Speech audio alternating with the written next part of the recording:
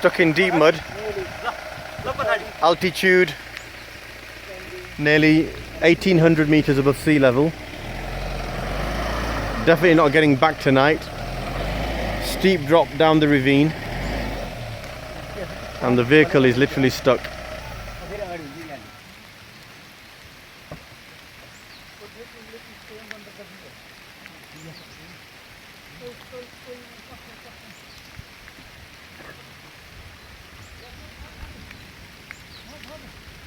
It's raining. We've been driving for 6 hours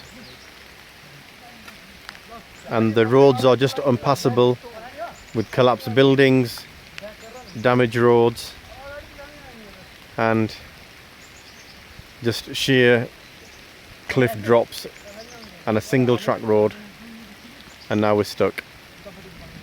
Absolutely no mobile signal, nothing of the sort.